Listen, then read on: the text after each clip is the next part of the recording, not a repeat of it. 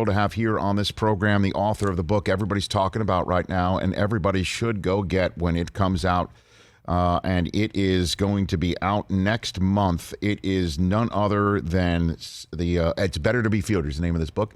And the author, Seth Wickersham, kind enough to join us right here on the Rich Eisen Show as one of his first interviews on his book tour of the book to be published October 12th. How are you, Seth Wickersham? I'm great, man. How are you? Really quick, yes. It's really interesting to listen to that interview because, I know that we'll talk about some of the more kind of buzzworthy things about the book, but one of my favorite chapters in the book is actually from that exact time when Tom Brady was in his mid-30s. His fame had exploded. He's got young kids. They had reached this kind of highest plateau where they just couldn't quite close it in the Super Bowl. And, he was looking to improve by percentages of a percentage point, things that only he would see so that they could get over the top and get back to winning Super Bowls. And it's just one of my favorite, chapters in the book where I write a lot about where Brady was in his life at that point. And at one point in the book, I was at his apartment, and we were talking in his living room, and someone walked into the living room, and who would it be? Alex Guerrero. And Alex Guerrero was, one of the key people who helped Tom, get that little bit better so that he could get back to winning Super Bowls. Yeah, you're referring to his trainer, and then you're also referring to an interview we just played on our Peacock and SiriusXM only segment from day 2 of this show being a simulcast of November 5th, 2014, when Brady only had 3 Super Bowl championships. That's it. That's all he had. Right? And now here he has 7 coming home, and then in the middle of the homecoming that's coming up, or his old home, returning to where he once belonged, to use the Get Back Beatles phrase, your book and the excerpts coming out. So let's get into some of this stuff right here. Overall, this book, for anyone who knows, it's not just about the departure. It starts when? This book? When did you first start to report on stuff? How far back are you going here in this book, Seth? Yeah, I go back to, Bill Belichick's, coaching career, before he was with the Patriots, and I go back to Tom Brady's, childhood in San Mateo. And, my goal with the book was to try to get at as thoroughly and as accurately and as best I could how these two men became so great. And then another part of it was like, what were the costs of that greatness? What were the things, what are the sacrifices that they make that might end up lingering longer because of what they wanted to achieve? And so, I went back as far as I felt like I needed to try to answer those questions as best as I could. Well, and just for those who are going to get it, and I can't endorse it any harder than just not only having you on the show, but just again, starting to read it last night. It just sucked me straight in. Certainly in the prologue, which was the night of Brady's final game and the Sure. wild card round loss to Vrabel of all people in the Tennessee Titans. It's just it fills in a lot of blanks here, and I want to kind of go on one by one here. Of what we saw yesterday in the ESPN piece and pull a little bit out of you. Certainly, since Belichick has already said it's "quote unquote" not true that that he called Brady or only would get on the phone with Brady to say farewell at the quarterback's behest, wanting to meet personally. What about that exchange, Seth? No, I'm happy to talk about that. I appreciate what Coach Belichick said. I stand by what I wrote, and. The anecdote is really about Tom, and, it's well documented that the night that he told Robert Kraft that he was leaving, that he spoke to Bill by the phone, and he visited Robert Kraft in person, and he wanted to visit Belichick in person, and Belichick was just unavailable, and there was I don't know why he was unavailable, and so that's why, I think it's more of an anecdote about Tom where, I think that Tom wanted to see him.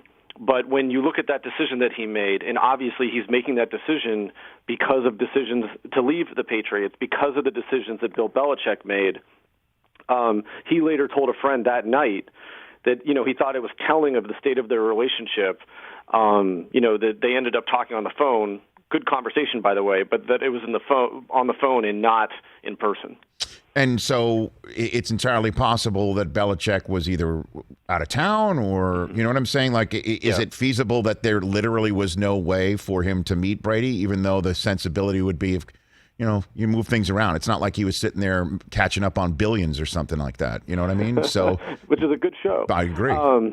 But yeah, but again, it was about how Tom sort of took it and what he told one of his best friends that night about how it had transpired. Okay.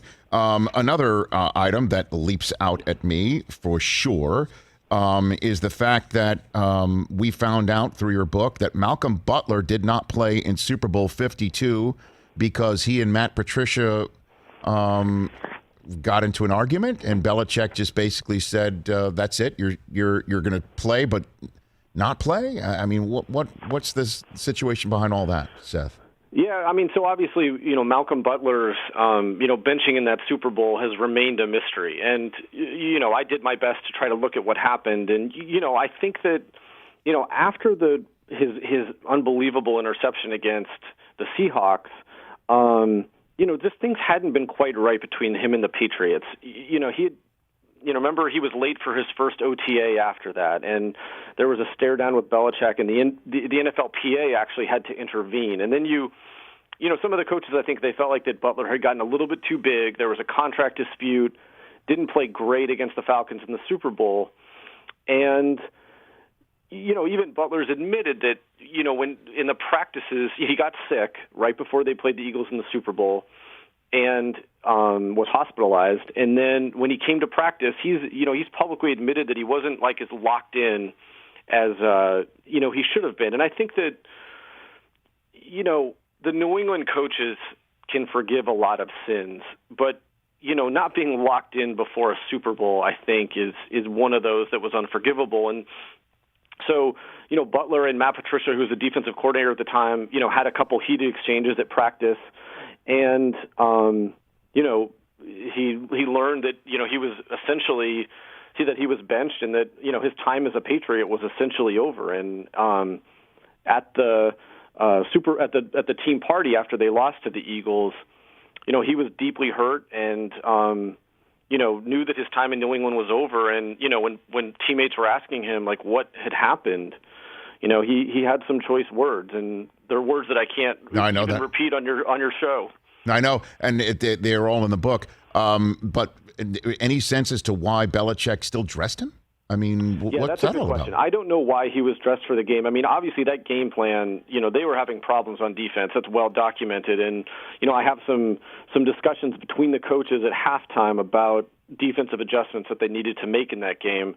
I still don't know why, given the way that they were getting chewed up on defense, why they wouldn't even give him a look.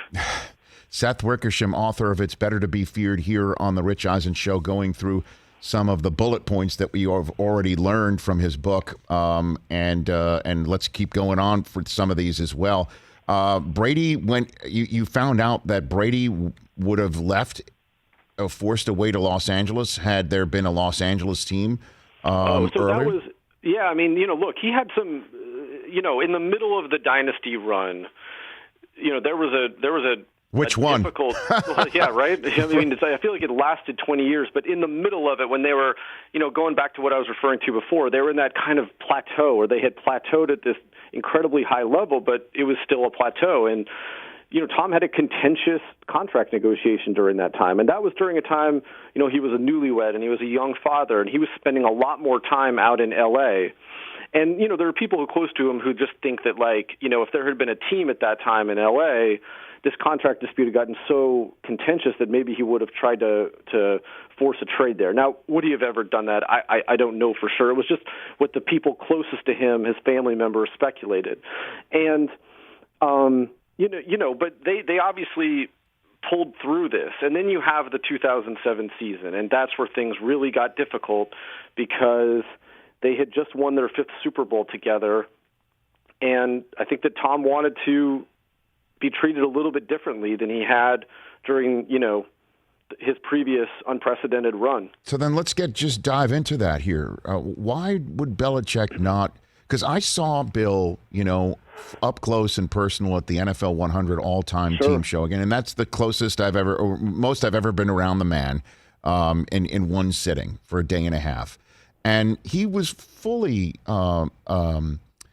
open about his time with Belichick, with Parcells, and then everywhere he's been, and admitting that you treat players differently at a certain level, and how, Parcells once told him, after he told Bill that Lawrence Taylor was late to a meeting, and he told Parcells this, and Parcells' response was, "Why'd you start it without him?" So, why would Belichick never make these changes? Or would he say, even if maybe on background, hey, I did make a lot of stuff. We did do a lot of stuff for Tom. I did make a lot of exceptions for Tom. Like, what's the disconnect, if there is one at all, on that subject? It's definitely a disconnect. And I actually have a great anecdote in the book about Bill Belichick, Eric Mangini, and Ty Law, where Bill Belichick gives Eric Mangini that same speech that Parcells gave Belichick back in the day. But, look, I wrote a lot about this at the time, but they're coming off a fifth Super Bowl, and Tom decided to branch out. He had his TB12 book. He did the Tom versus Time documentary. For the first time ever, he really stepped out of just being an employee of the Patriots and really tried to promote something else that was really strictly about him and not the team. Now, one could argue that he was always treated differently. Bill Belichick's come out and said publicly that every decision they made for 20 years was designed to be what's best for Tom Brady. So it's clear that, and Tom Brady had a window, a direct line to the owner that he could go to, whenever he wanted to vent or get something off of his chest. And a lot of the coaches actually felt like that Kraft, not intentionally, but by trying to hear Brady out, Kraft obviously is trying to keep this band together as long as he could, that Kraft made the relationship harder between Brady and Belichick because it sort of almost inadvertently painted Belichick as more of the bad guy in the building. But that said, look, you have Bill Belichick at that time really invested in Jimmy Garoppolo and wanting Garoppolo, to take over for Brady at some point and for Bill's legacy to be kind of extending the winning beyond whoever's playing quarterback.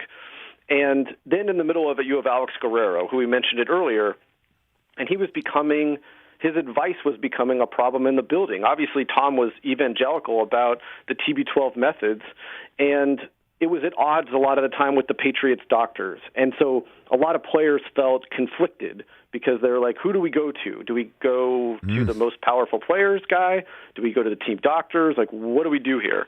And then, Bill Belichick ends up banning Alex Guerrero in the middle. That story breaks in the middle of the season. And, at one point, Brady said, I don't want to play for Bill anymore. And, all of these things had just sort of colluded and sort of were set on fire at the exact moment during that season. And you look at Brady, he skipped the off-season program, all the voluntary workouts that next off-season. Only NFL quarterback to do that. Seth Wickersham, ESPN senior writer, and of course the author of It's Better to Be here on the Rich Eisen Show. I haven't gotten deep into the book yet. Do you cover the Garoppolo stuff? Did Brady want him out? Like, is all those rumors? What did you discover about that moment? Because clearly, it is also informing what's going on in Green Bay, right? And what Aaron Rodgers might be trying to pull off, for a lack of a better phrase. And then the fact that Brady now goes to Tampa and wins and has a situation that he wanted in New England but didn't get, and that Rodgers is trying to attempt apparently in Green Bay. I mean, it's not just the past, it's also present, and it's prologue to what we're seeing maybe in the future. There's a lot going on here. What did you discover about the Garoppolo stuff? Well, look, Bill was invested in Garoppolo, and, he has a lot of pride. We all know that. And, whenever he walks away from the Patriots, he wants to walk away with that team set up long term, and especially at quarterback. That's the most vital piece. And so he had drafted Garoppolo, and I think at a lot of points might have preferred to turn to him. But Brady played well. Kraft was clearly in Brady's corner, and, he ends up shipping Garoppolo to San Francisco, right before the trade deadline for a second-round pick. I and others reported that Kraft essentially made it clear that he needed to trade Garoppolo, and that Brady was, their present and their future. Kraft pushed back at that and denied that, but he was just another thing. And I think that Brady knew that Bill was invested in Garoppolo, and even that became another, contentious point. Like, what do I got to do here?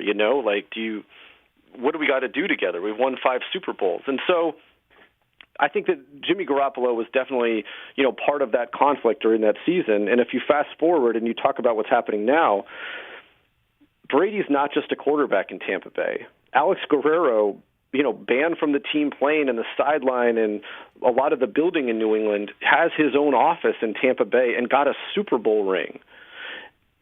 What Tom Brady is treated as a different person. He's almost the quarterback and a pseudo-executive and the offensive coordinator in a lot of ways. And at the end of his run in New England, he wanted a little bit more say over personnel. He wanted a little bit more say over game planning. He told Joe Montana, look, I give my opinion, they listen, and then they go do their own thing. And I think that all of that stuff had just run its course by the end, and he was ready to go.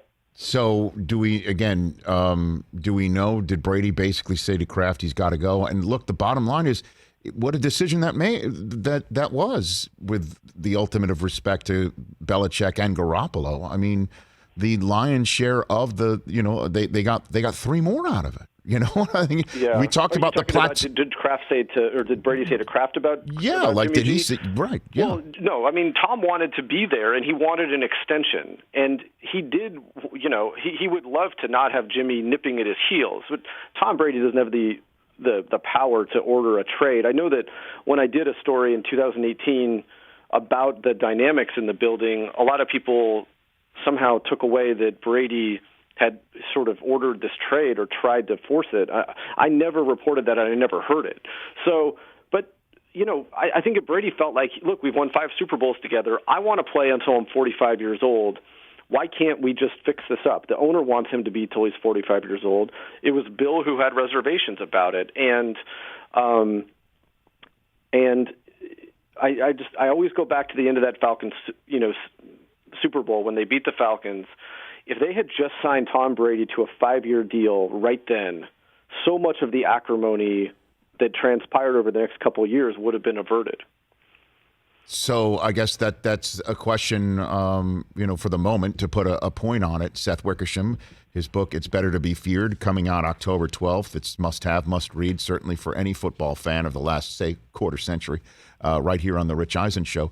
So, when you watch The Last Dance, you're just sitting there just shaking your head like, how the hell did this happen? How in the world did they allow it to stop? And what could have been done to stop the train, with us now 20 years later seeing how tough it is and all of that? Could anything have changed? Like what could have changed the dynamic? Certainly we're going to be talking about it so much between now and Sunday night as well with the reunion. Could anything have changed? Was it literally a 5-year deal, or would that have changed the dynamic? I think all these guys would have gotten on each other's nerves, but I think that they stayed together because they knew, for as long as they did, because they knew that they needed to accomplish what they wanted. This was their best chance to win. That said, again, Tom Brady has made it very clear for a long time that he was going to play until he was in his 40s and then 45, and who knows, maybe it's beyond now. And the Patriots just wouldn't commit to it. Bill Belichick thought that Tom Brady was near the end, and in April of 2019, that's a couple months after you had seen them together, and they had a great day together at the studio for that NFL 100 special, a special that Bill Belichick won an Emmy for.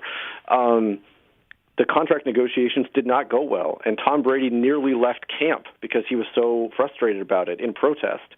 And there was a moment that Tommy Curran noticed of NBC Sports Boston at practice where a receiver lined up in the wrong spot, and Brady didn't correct him. He just stared at the coaches, and his body language was very clear.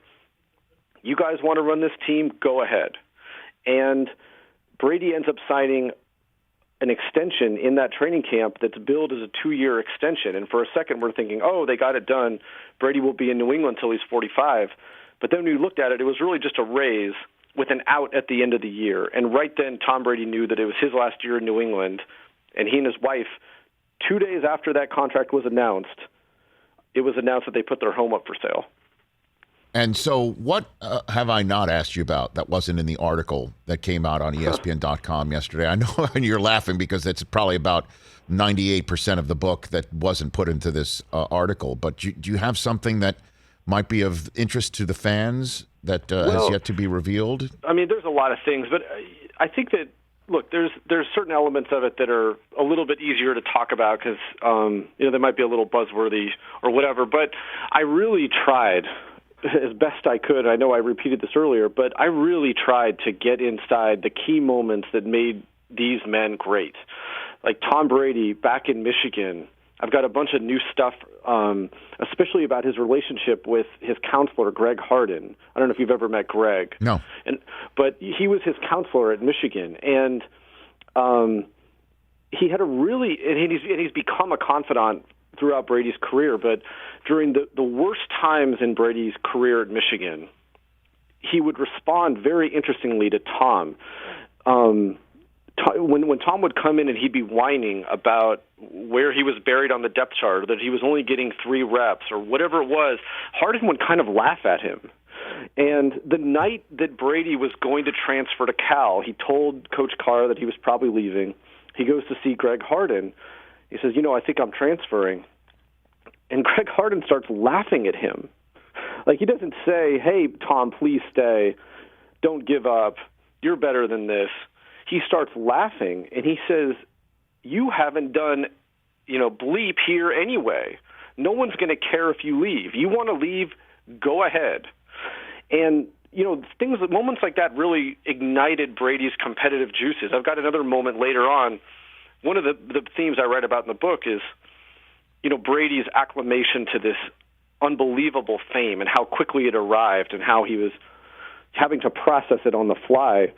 And at one point, 2003, Brady's whining to Greg Harden on the phone about how he can't go to the grocery store, he can't get gas, he can't do this, everyone's following me. And again, Greg Harden, his counselor, just starts laughing at him. And he's like, Tom, you're saying you want to be the best, but you don't want to deal with these other things. Like, he said, you're the hot cookie right now. You have a chance to change a kid's life just by picking up the phone and talking to him for 5 minutes. So this isn't going to last forever. So take advantage of this. As it turns out, Tom's been the hot cookie for 20 years. He sure has. I mean, his name's now synonymous with winning, like Lombardi. Seriously. Mm-hmm. I mean, his last name is now synonymous with winning in a way like, be like Brady, Jordan, Lombardi.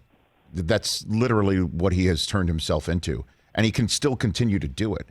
And what an incredible reunion that we're going to see this weekend. What do you think happens?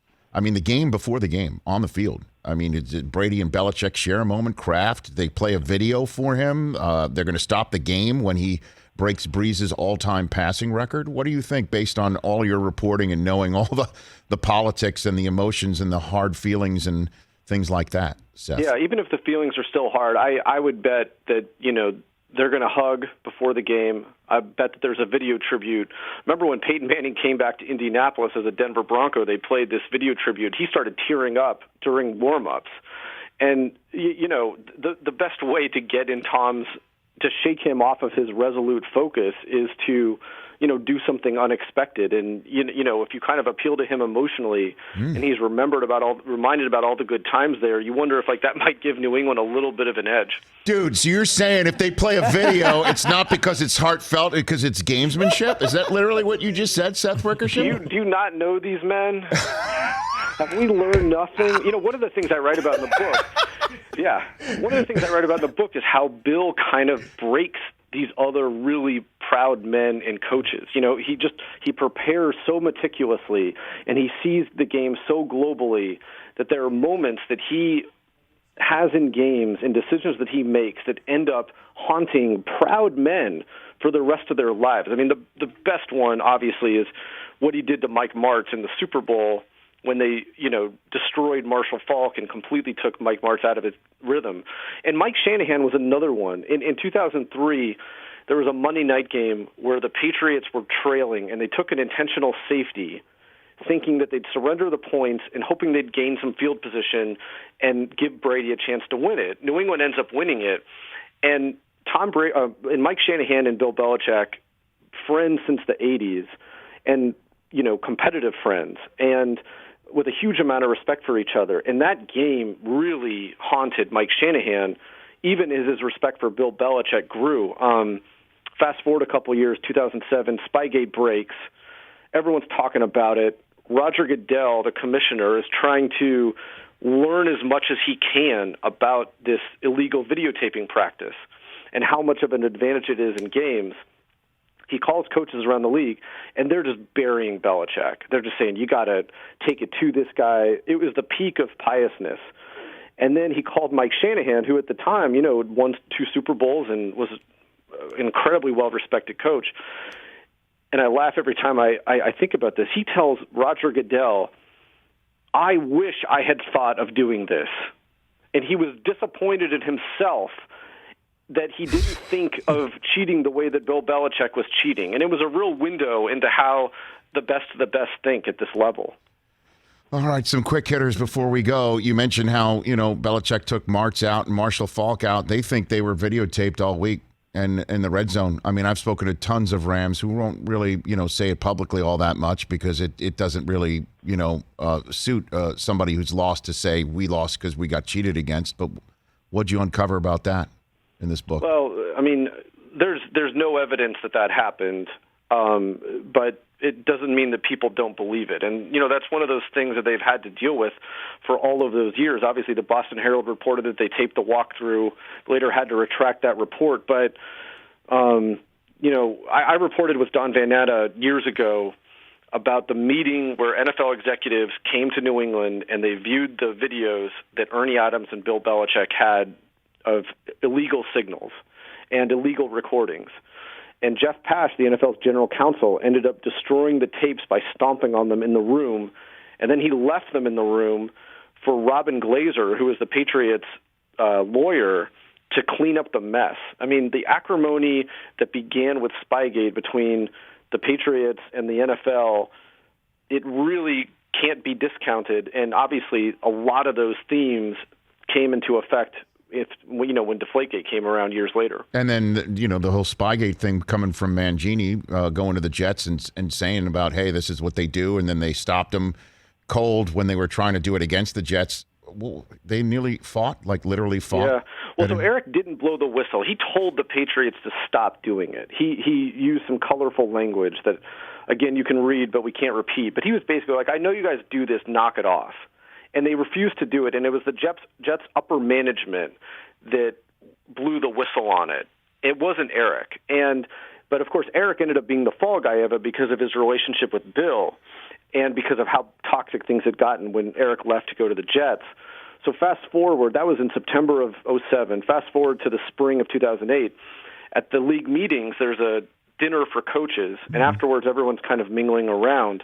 And Julie Mangini, Eric's wife, ends up rubbing elbows with Belichick, and she says hi to him, and she kind of tries to be friendly. Remember, Belichick read a poem at their wedding. Tries to be friendly to ease this tension, and Bill blew her off. She goes back and she was upset about this. She tells Eric what happened, and he goes charging across the room at Bill, and 2 head coaches had to hold him back because otherwise they thought he was going to take a swing at him, and he yelled something at Bill that, again, we can't say on the radio. Last one for you. With Bill O'Brien in Houston and some of the maneuvers he was making with the more power that he got was such a head scratcher, including, what he did obviously with DeAndre Hopkins. And then it's revealed in your book, just to, I guess, paraphrase what was written in the ESPN.com article.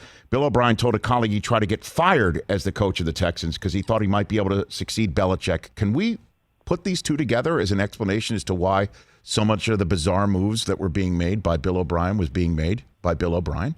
Yeah, I don't know. I mean, Bill's a temperamental guy, Billy O'Brien. But, yeah, I mean, look, at 2007 season, the Krafts didn't know if Bill was going to want to be there, and if so, for how long? There was a lot of reporting that came out after the fact that maybe Bill didn't want to be there anymore, and Brady was ready to play for another coach, and he thought one night he and Kraft are talking, and again, this is kind of a fanciful plan, but they were just kind of spitballing, and what if Josh McDaniels left to be a head coach, which he was expected to do at the time? Maybe we could hire, Billy O'Brien to come back, and maybe he could succeed Belichick. And, look, this was all never going to happen. But, word got back to Billy O'Brien about it, and he was obviously in a huge power struggle, later on. And he ended up winning that power struggle in Houston, and he later joked to someone that, I was trying to get fired because he knew that there was a golden parachute for him. I see. So the trying to get fired was prior to the power that he actually accrued, is what you're saying. Thank you, Seth Wickersham. I appreciate it. Again, when the book comes out, look for my call. I'll have you back on to talk about so much of the other stuff. I'll have read the entire thing cover to cover by then. Congratulations on this. Congrats. Thank you. It's just so terrific. That's Seth Wickersham right here on The Rich Eisen Show, and I thank him. Thank you, Seth, for being your first stop. Literally could have gone on the 2 hours. For real. Hey, you watched all the way to the end. Thanks for that. Watch more right here.